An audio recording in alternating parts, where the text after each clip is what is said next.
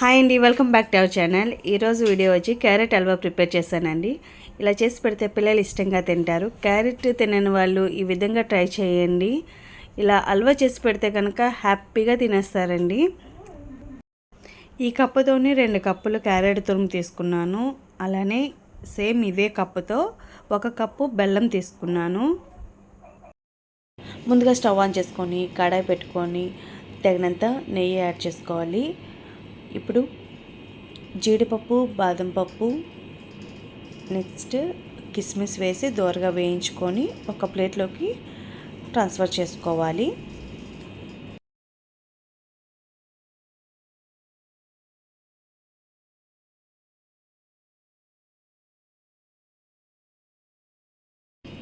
Next అదే ప్యాన్లోని మరికొద్దిగా నెయ్యి వేసుకొని కరిగించుకోవాలి. హల్వా అంటేనే నెయ్యి ఎక్స్ట్రానే పడుతుందండి.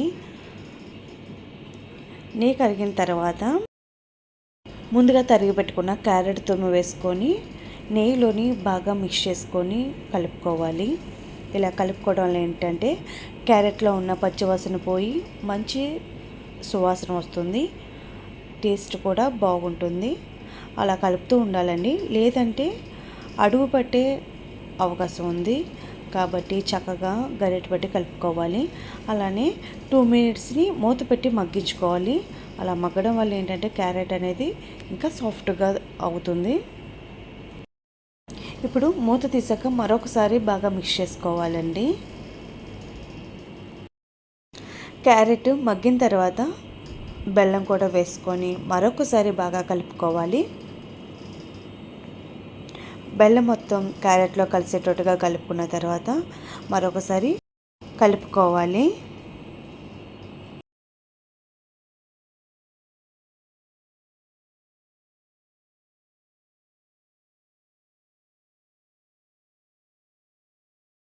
ఇప్పుడు వీడియోలో చూస్తున్నారు కదా, ఈ విధంగా బెల్లం క్యారెట్ బాగా మిక్స్ అయిన తర్వాత టేస్ట్ కోసం యాలకుల పొడి వేసుకోవాలి. ఇప్పుడు యాలకుల పొడి వేసుకున్న తర్వాత మరొకసారి బాగా మిక్స్ చేసుకోవాలండి.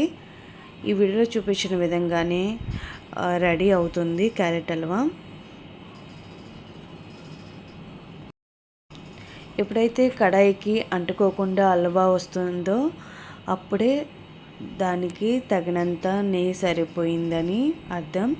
అలానే పర్ఫెక్ట్ స్ట్రక్చర్ వచ్చిందని కూడా తెలుస్తుంది.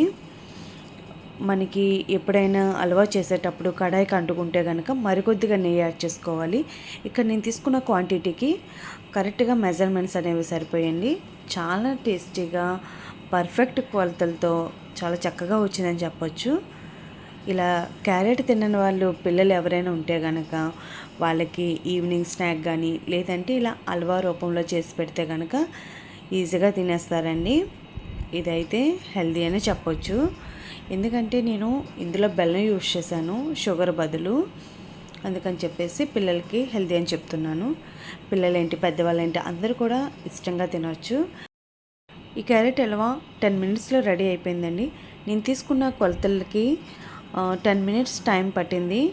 అయితే ఇప్పుడంతా పర్ఫెక్ట్గా అయిపోయింది కాబట్టి ఇప్పుడు స్టవ్ ఆఫ్ చేసేసుకోవాలి. ముందుగా మనం వేయించి పెట్టుకున్న జీడిపప్పు, బాదం పప్పు, కిస్మిస్ని తీసుకొని సర్వ్ చేసుకోవాలి. ఒక బౌల్లోకి ట్రాన్స్ఫర్ చేసుకోవాలి.